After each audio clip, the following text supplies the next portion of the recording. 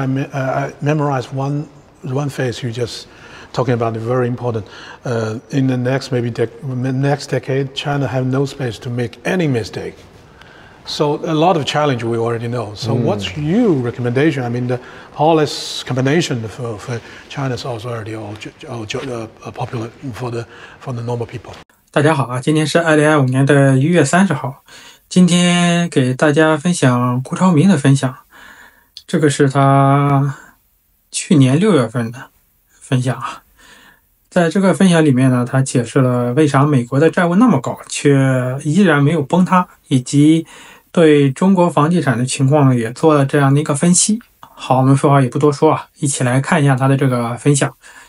To meet you. Nice meeting you. Thank you very much for this opportunity. Sure. I just want to talk about the new book, The Pursuit Economy. Okay. I think you show great ambitions to describe the whole economy. You just combine the trend with the cycle. So you just describe the 3 stages. Right. And you just promote the concept of the pursuit economy. So what's your definition of this concept, and what's the difference between the traditional one? Well, first of all, let me get back to the basics. How does the economy grow? We measure economic growth by the amount of expenditures. Yeah. What that means is that someone has to be spending more than he is earning for economy to grow. Right. Right? If everybody's spending exactly his income, GDP will be stable but won't grow. For the GDP to grow, someone in the economy has to spend more than what he's earning. What makes the person spend more than what he's earning? Well, there has to be some, that means borrowing is required. Yeah. But for a person to borrow money, there has to be good reasons for it. And that this project that this person is borrowing money for makes lots of money. So that's my fundamental starting point in terms of economic growth. That there has to be money-making opportunities for people to want to borrow money. And when these people borrow money and spend, they end up spending more than their income. And that's how the economy will grow. Yeah. So if you start from that point, how are these money-making opportunities created? And my observation, as someone who was born in Japan, went to elementary school there, and then moved to the United States when I was 13. Japan was a very poor country when I was growing up there. But then moved to San Francisco, United States. Wow, it was doing very well. Everything was beautiful. But just 10 years, by 1977, 78, Japanese companies were beating American companies left and right. Yeah. And so many American companies went bankrupt. So then the Japanese became the top guy in the world for 20 some years. And then I'm in Japan now, working for the Nomura Investment Bank. So I looked at the pattern of these basically 4 countries, Japan, US, Taiwan, South Korea, and China. Yeah. And says, wow, every country seems to go through the same process. Yeah. So I tried to put that thinking together with this fundamental notion that you have to have money-making opportunities for economy to grow. That suggests to me that at different stages of economic development, the amount of money-making opportunities changes. Yeah. That's my fundamental observation. Yeah. In what I call the urbanization period, or in what I call golden era, there are plenty of money-making opportunities. Everybody wants to borrow. Interest rates are relatively high. People hopeful because they think they can make a lot of money. But once you reach a certain level where someone else, some other country, you can make more money than at home, then the things begin to change. And that's what I call the pursued economy. Pursued economy means the return on capital is higher abroad than at home.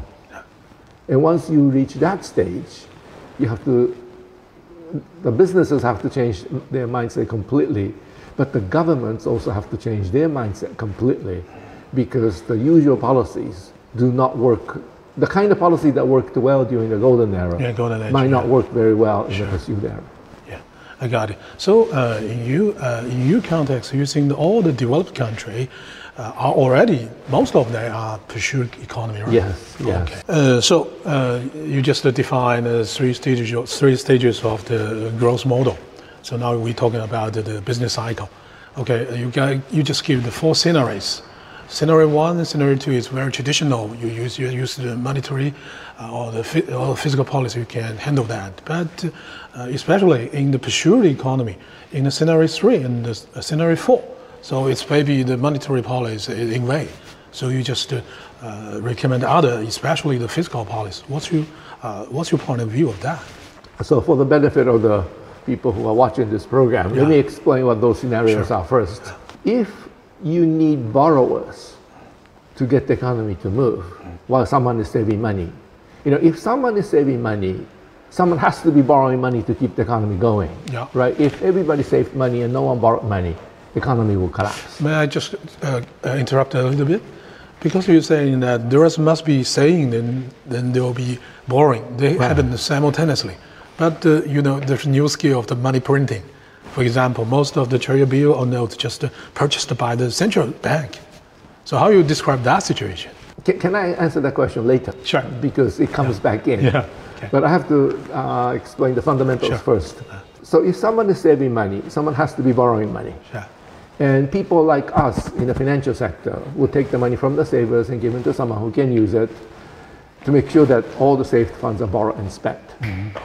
And when there are too many borrowers, interest rates are raised by the central bank. Too few borrowers, interest rates are lowered by the central bank to make sure all the saved funds are borrowed and spent. That's the usual economy. That's the what I call textbook economy. Yeah. So in that case, there is plenty of borrowers, plenty of lenders.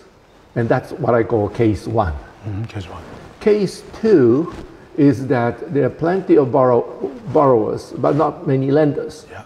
And this can happen when the central bank is tightening monetary policy to fight inflation. Yeah. And that's what we are seeing in some advanced countries In today. the 70s, maybe. In the 70s especially. That part we learn a lot in our schools. Yeah. Case 1 and case 2. But occasionally, borrowers disappear, even with 0 interest rates. Yeah. And when that happens, we enter what I call case 3. And in that case, central bank bring rates down to almost 0. Still there are no borrowers. And there are 2 possibilities for that. One is what I call balance sheet recession. Yeah. And the other is the pursued economy situation. And the 4th case, that both borrowers and lenders disappear, that happens when you have a major collapse in a bubble. Financial crisis. Financial crisis. So banks are hurt because they cannot collect the loans that they extended. And the borrowers are hurt because they were in a bubble. As the prices collapse, all your liabilities are still there, your balance sheet's underwater, so they cannot borrow. So these are the 4 cases that I talk about. And pursued economy is in the case 3. Case 3 means that even though there are plenty of savers, not enough borrowers. And not enough borrowers because it makes more sense to invest outside the country than inside the country.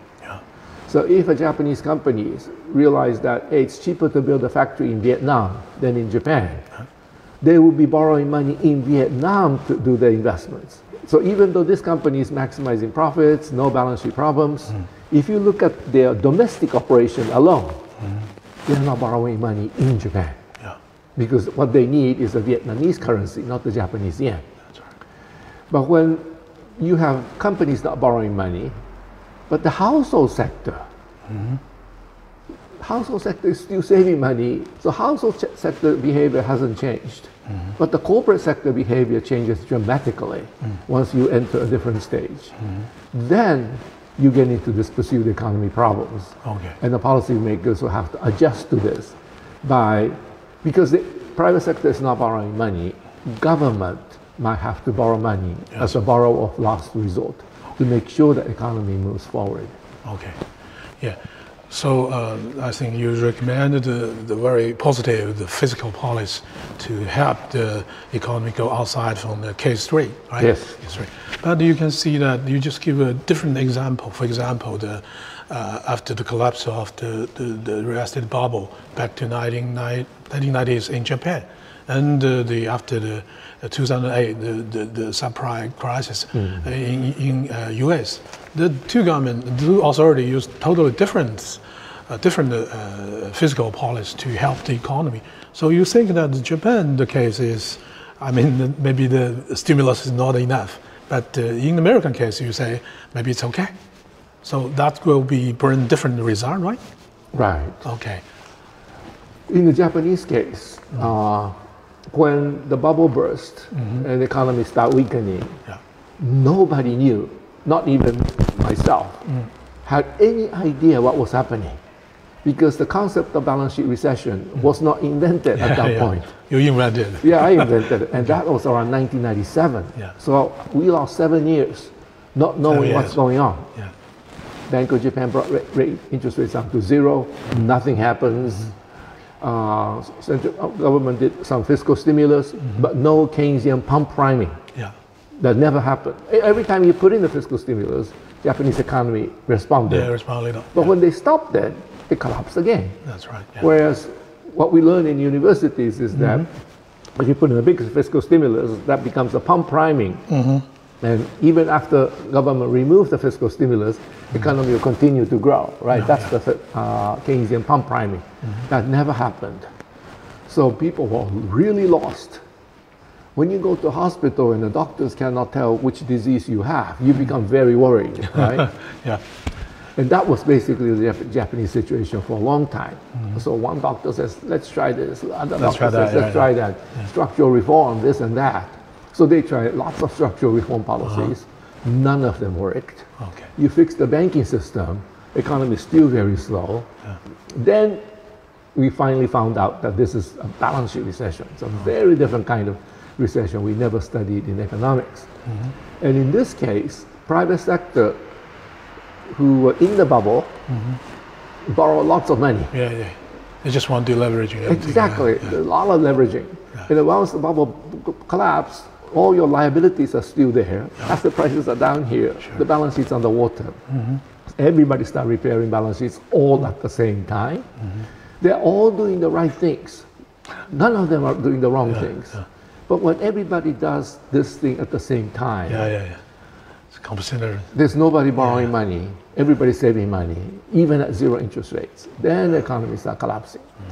So once I put this all together and try to tell the world that, hey, we have this disease called balance sheet recession that we never studied in economics. At the beginning, most people were very suspicious.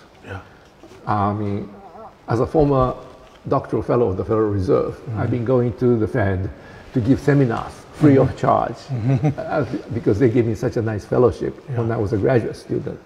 And whenever I talk about balance sheet recession, I was bashed. All the Federal Reserve staff. You're talking nonsense. You know, that's a Japanese problem. We'll never have this problem in the United States. But 2008, US fell into balance sheet recession. And suddenly they realized that, oh my gosh, this is what Richard Koo was talking about. Maybe the guy's right. Right, and Bernanke actually read my book. And realized that, oh my gosh, this is what we have. So US was able to learn from the Japanese experience and put in the fiscal stimulus. So remember Bernanke in congressional testimonies saying, we don't want to fall off the fiscal cliff. That's basically saying we have to maintain our fiscal stimulus. Now, that was still far from enough, but still far better than nothing. And that's how US recovered from the subprime crisis-driven balance sheet recession much faster than Europe.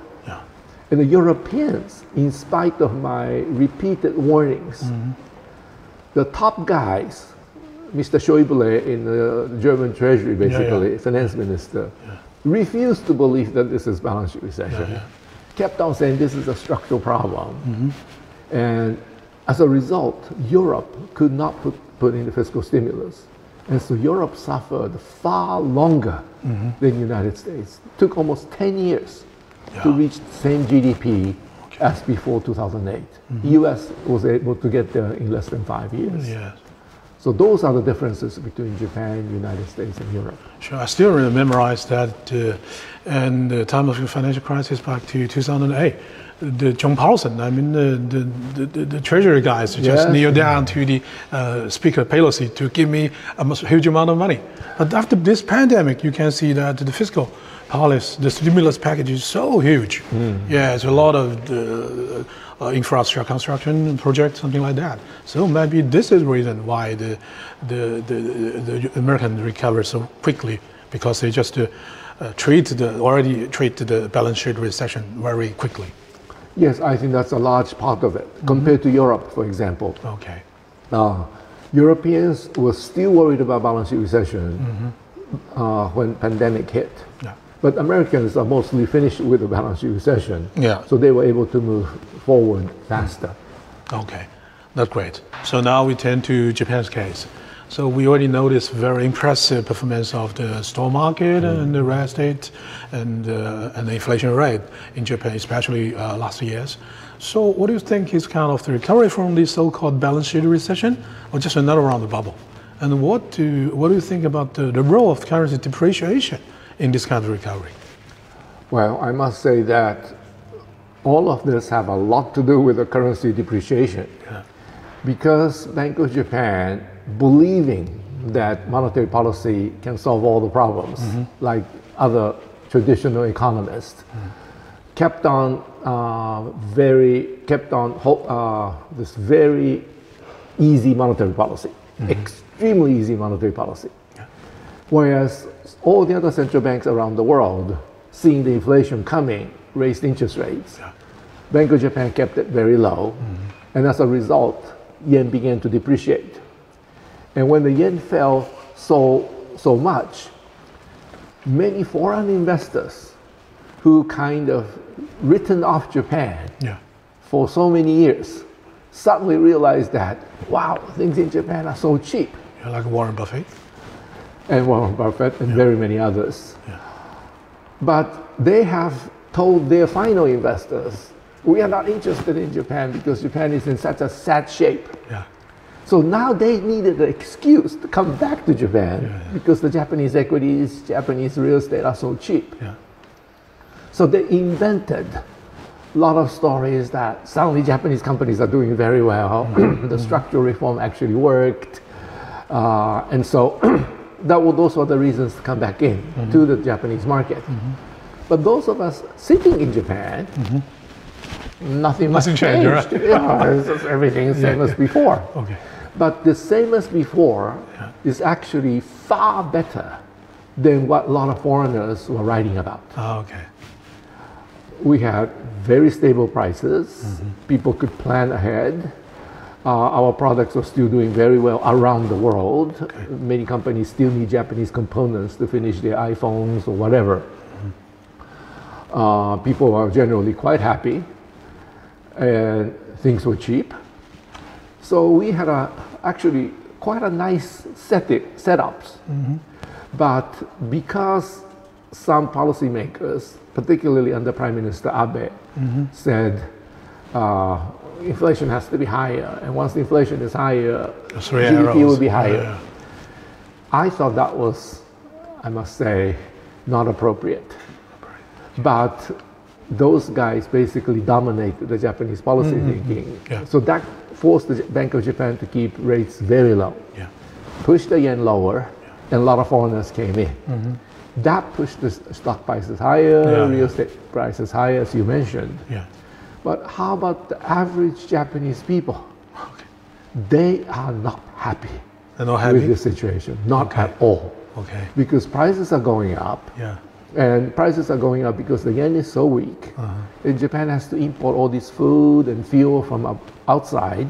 Those prices have also gone up. Okay. So you mentioned that Japanese economy is doing well. We had 2 consecutive negative growth, the GDP. GDP, okay, 2.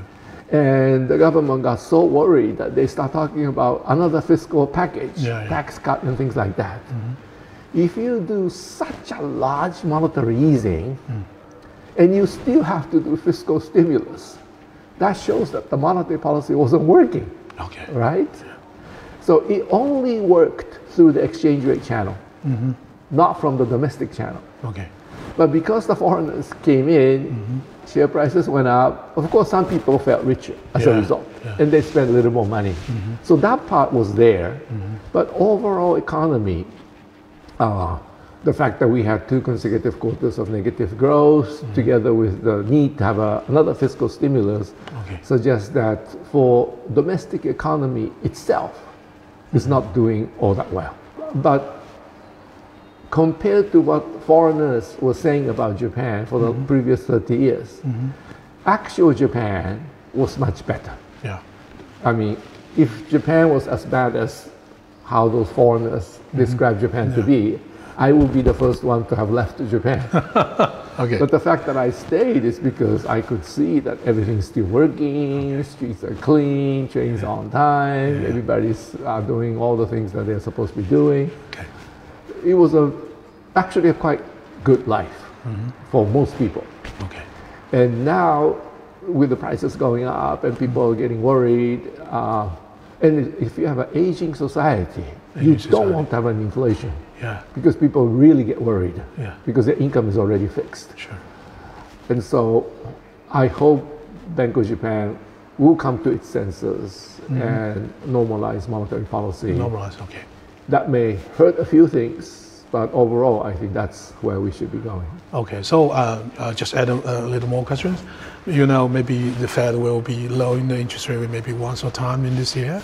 So what do you what do you forecast about the Japanese yen's depreciation or appreciation? Well, finally, even Japanese government began to worry that the yen has fallen too far. Okay. So Japan sent people to the United States to talk about the weakness of the yen. This didn't happen before, right? Yeah. So now, finally, even Japanese government, even Bank of Japan are worried that the yen has fallen far too much. Now that the U.S. is, now that the Japanese government is moving to fix the exchange rate, and on the U.S. side too, this is an entirely U.S. part of the picture, but President Biden should be worried about U.S. dollar being too strong. Too strong, yeah. That's the key reason why Trump won 2016 presidential election. 2016. Okay. 2016, the dollar was so strong that there was a call for protectionism all over the United States. And Trump realized that there's a lot of people very unhappy with the strong dollar. And that's how Trump suddenly became such an important candidate. Okay. And once Trump started talking about protectionism, Hillary Clinton, the Democratic candidate, had to talk about protectionism also. Okay. So that's 2016. Yeah. Today, the dollar is also very strong. So, yeah. So the Democrats, Biden, those people should be worried that we may end up repeating the mistake of 2016. Trump come back again, Then Trump will come back again. Yeah. And so now that the inflation rate in the United States is coming down a bit, not sufficiently in my view, but it's coming down, more people should be worried about the strength of the dollar, not to repeat the mistake they made in 2016. Okay. That's so interesting. Then the U.S. and Japan, the interests are coming closer together. Yeah. So the character will be reversed or something, At some point, yes. Yeah. Okay. So you're just talking about the back of the Trump. So we just were talking about what's your perspective on the competition and the cooperation between the pursued economy and the other catching up economy in current globalization situation? There is any, of course, there's a lot of competition. So there is any kind of cooperation between these two categories of economies? Pursued economies have to realize that they are pursued. And they have to take appropriate actions. Because if they don't, protectionism will become increasingly more prominent in the advanced countries. And that will hurt the developing countries because they are trying to export to the advanced countries. And if advanced countries all start running toward protectionism, that's not good for the global world. And so both pursued economies, as well as the pursuing economies, have to be careful with the exchange rate. Exchange rate, okay. If the exchange rate is allowed to go too far in the wrong direction meaning the direction that will enlarge trade imbalances. Yeah. Yeah. So for now, for the United States, that would be strong dollar. Yeah. If that is allowed, and all these reaction within the U.S., the labor force, workers start going for protectionism, then that will affect all the people who are exporting to the U.S. market, right? So both sides will have to be very careful. U.S. side should not allow the dollar to strengthen too much, and the pursuing economies, that may include China, of course, should not allow the exchange rates to fall too much, to make sure that the number of people who wants protectionism in United States and Europe do not grow to a point where this free trade system is destroyed. Yeah. So you just put a very, very important emphasis on these currency exchange rate. But another measure, for example, you just maybe recommend strategy A to the pursued economy, and recommended the strategy B to the pursuing economy. It's different. I mean, maybe the pursued economy may put more emphasis on the innovation, education, something like that. And the pursuing economy may be focused on how can I say, the exchange rate and other issues?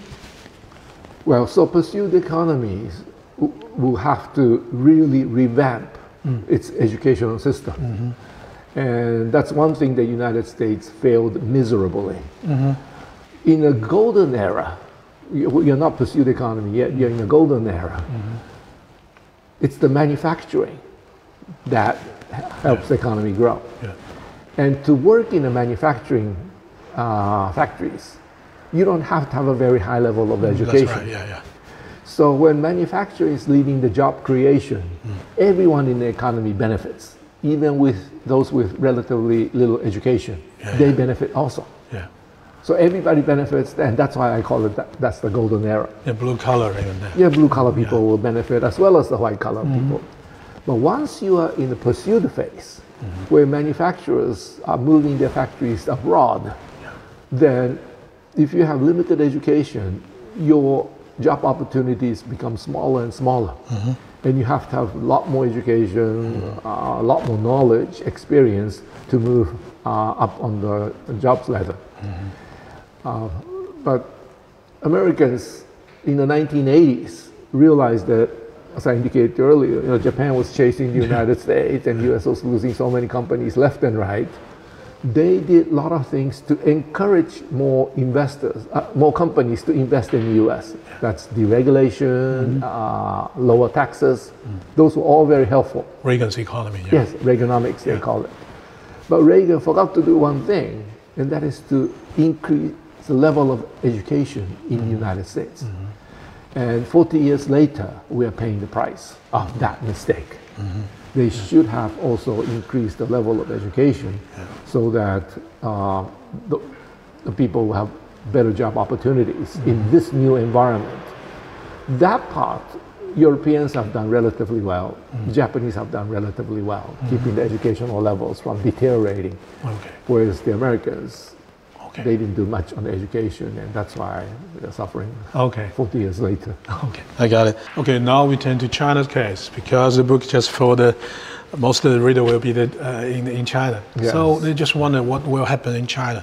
In this book, I memorized one phase you just talking about, very important. In the next decade, China have no space to make any mistake.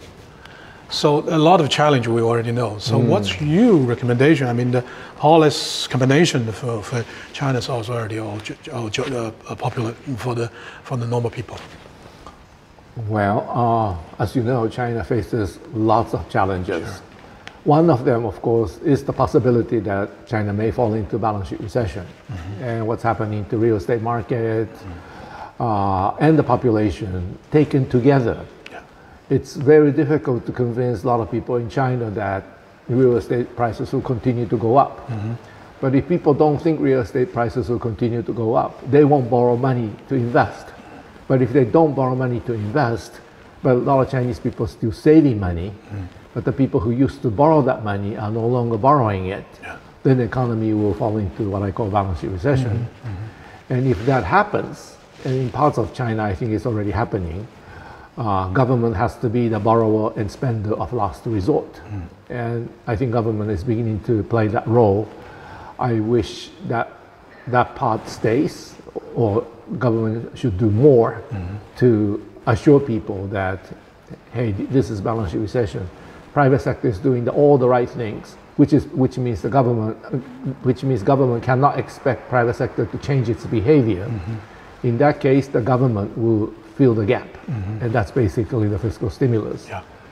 But that alone is not the whole solution, unfortunately, because even before that, before the bursting of the bubble last year and year before, a lot of Chinese companies were not borrowing money from around 2016 to 2022. And if household sector is borrowing, saving, but the Chinese companies are not borrowing, then you have a balance sheet recession-like situation. And during this whole period, government was borrowing money, especially the regional government, to keep the economy going. But as a result, by the end of 2022, if you look at the general government deficit, not the central government, but the general government deficit, total government, budget deficit was already 7 to 8% of GDP. So if you have already 7 to 8% of GDP before the beginning of balance sheet recession, and then you have balance sheet recession to cope with, and you need another, let's say, 5% GDP fiscal stimulus, the total number will be 12% of GDP. And I'm sure that's one of the reasons why so many people are still against government putting the fiscal stimulus, because the budget deficit of the general government is already so large. And the debt ratio is pretty high. I don't like this concept of debt ratio, because those of us in the financial industry, we can create debt any way we want. So-called structured financial product, from final saver to final borrower. It's through shadow banking system. There are a lot of players. If you add the debt of all these guys, it's a huge number. So you're saying the debt ratio is not big, is not important enough, right? At the end of the day, there's only one borrower. At the end of there's only one lender. But in between, there are a lot of debts and a lot of assets. And then the numbers could be very large. Debt is not big issue, so just to, And furthermore, how the debt was created is far more important than the size of the debt. If the debt was put in for productive products, productive projects, then the debt is a good thing, not a bad thing. Because as I said at the very beginning, for economic growth, you need debt. If no one's borrowing money and everybody's saving money, economy won't grow, right? Someone has to be borrowing more than his income for economy to grow, as I indicated at the very beginning. So debt is not something bad. It's something essential if the economy is to grow. The question is whether the debt is used on the good projects instead of bad projects. If it's a bad project, then everybody loses. Those are the issues that I think China is facing, that budget deficit is already pretty large before the bursting of the bubble. But once the bubble bursts, then you enter balance sheet recession. But the budget deficit is already so large, and so there will be resistance. But we had this resistance in Japan also, 1997 in particular. And people say, oh, the budget deficit is too large, the debt is too large, that argument. So, and the IMF, OECD, who know nothing about balance sheet recession at that time, they understand that now, but in those days they didn't. They told the Japanese government to cut the deficit. And I was already advising Prime Minister Hashimoto at that time. I told Prime Minister, don't cut. If you cut, the whole thing will collapse.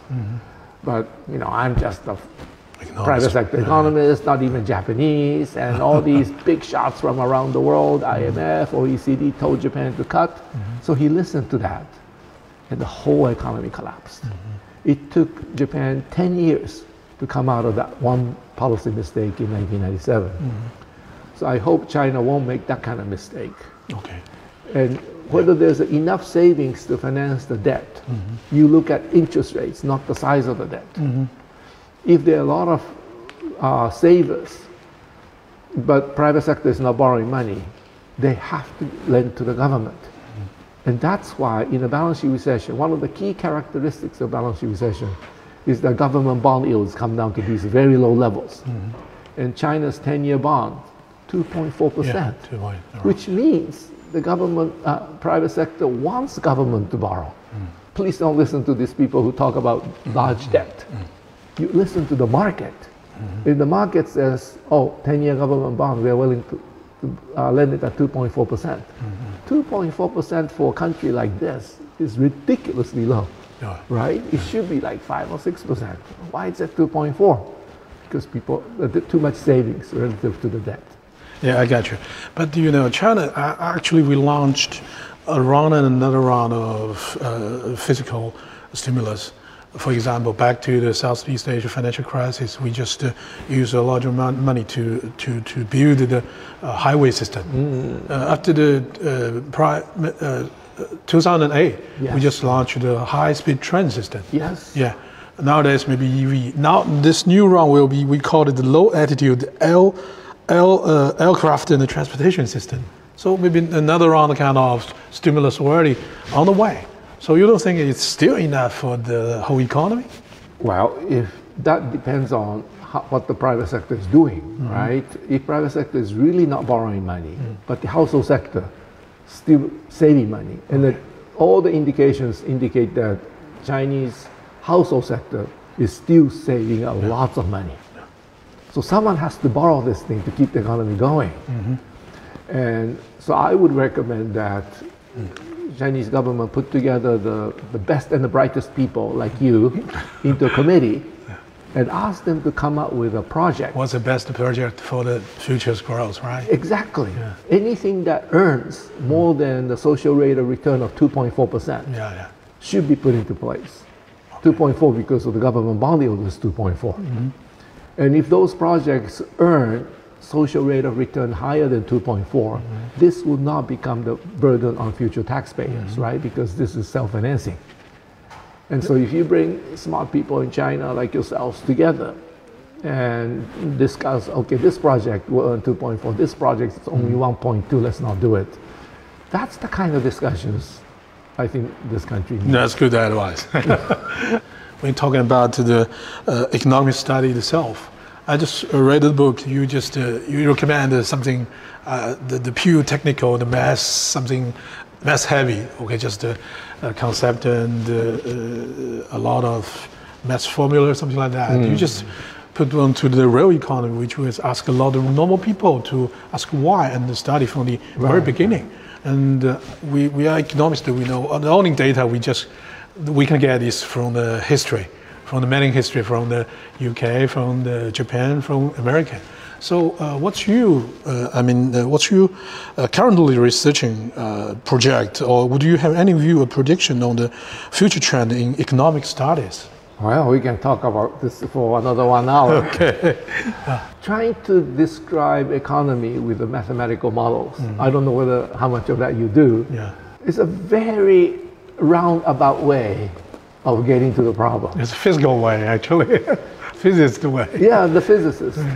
And the physicist can do that because the moon does not change its direction. You can predict exactly where the moon is going to be 2,000 years from now. But humans change their behavior all the time, every minute. After hearing my talk, you may change your behavior. After hearing your talk, I might change my behavior. These things happen all the time. To try to describe this mathematically, in my view, is complete nonsense. Insane. It's insane, as you said. But that doesn't mean we don't have to be, we throw away all our scientific methods, because medical science, human beings, it consists of billions of cells, and they're all moving in a different direction all the time. But once you observe certain patterns, you know how to cure this disease. And I think economics should be learning from medical science, not physics, because we can learn a lot from all the numbers we already have. And And so I recommend that government should be more careful with collecting numbers, especially those borrowings that goes to real investments, not to buy houses or stocks. Those borrowings do not add to GDP, but these borrowings add to GDP. But no government is collecting the distinction between the two. And I wish Chinese government or US government will collect this data from the banks, asking banks, okay, what is this borrowing for? Is this for buying properties or for real investments? Because that number will be very, very useful. And the other thing I'm really concerned about is whether free trade will survive. Free trade, With this much tensions already in the system, and people like Trump coming up and openly against free trade, if he becomes the president again, you know, free trade could be in big trouble. And that is not what we like to see. So I wish economists become more realistic about what has, I mean, in the free trade we learned that free trade always benefits. Free trade creates both winners and losers in the same economy, but the gain of the winners are always greater than the loss of the losers. So the economy together should benefit. But no one told us in universities that for that conclusion to be true, the trade must be in balance or in surplus. If the trade is in deficit, the number of losers continue to grow. And US had a deficit for over 40 years. So how do you expect US to continue free trade when so many people in the United States think that they're losers of free trade? So we have to stop this. And collectively, Asian countries keep the exchange rate from falling instead of pushing it higher. I think that would be very useful to limit the number of people who consider themselves losers in the United States. And that will keep the free trade from being destroyed. So, Mr. Gu, I wonder what's your part about India's economy and the growth momentum is still there? Well, India, I think it's finally coming together. It got its act together, as it were, so that many foreign companies are now finding India to be a good place to invest. That was not the case 10 years ago, 15 years ago. India was a very difficult place for foreign companies to do anything. Now it has fixed some of these legal issues and infrastructure issues. However, I have been to India a few times, and in the cities, India is great. It looks great. Once you go to the countryside, you see something completely different. Of course, most Indians still live in the countryside. And for that country to get its act together, not just in the cities, but bring all the people in the countryside for the economic growth, that may take a while. And that's, I think, a big difference between China and India. In China, even in the countryside, people who have opportunity to study will study very hard and try to catch up and move higher. That is not the case in the countryside of India. In that sense, even though India has just a large population as the Chinese, the amount of people who are really up to support economic growth, that proportion may be much smaller than in China, where even in the countryside, the kids are studying very hard. That is not what you see in Indian countryside. So my guess is that, yes, India will continue to do well, but it's going to be a while before it will come anywhere near where China is today. Okay, thank you so much. It's a great conversation. It's given me a lot of hints and I learned a lot insight from you too. into the economy. Okay, thank you so much. Thank you. Hope to see you again. Okay.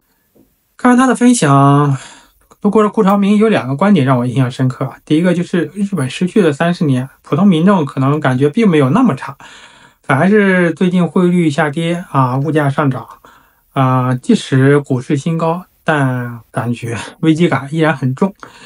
第二个呢是债务的关键呢不在于多少债务呢在于债务是否投到有效的地方去了，回报率有没有高于利息的成本，这也是现在美国它虽然国债规模很大，但是仍然没有崩塌的原因，甚至经济还显现出了一种不可思议的韧性债务规模根本没有想象的重要，关键在于你通过借贷而产生的这个实际的收益率能不能大于利率。如果说可以，就能一直运行下去。同时，由于经济的持续增长呢，也会伴随着通胀，实际上呢，债务规模呢同样也会收窄。所以在个人以及企业不愿意借钱的情况下，政府是可以借钱投资，关键是不要再去投资到那些一些低效率的产业上，比如你再去修桥铺路啊，一些路挖了修，修了挖，你看看能不能投入到一些新质生产力上面去，或者是其他回报率更高的这个项目。这也是他在采访中都说，中国聪明人可以聚在一起讨论一下，看看哪些方向可以投资啊。如果说都像合肥风投那样啊，投一个成一个，那政府的债务根本不成问题。当然，你不可能说投一个成一个，主要就是说你的这个投入的回报率大于你的这个利息，那基本上你的债务规模是不成问题，再加上通胀导致你的这样的一个债务实际规模还是在缩小的。好，那这次的分享呢就到这里，谢谢大家。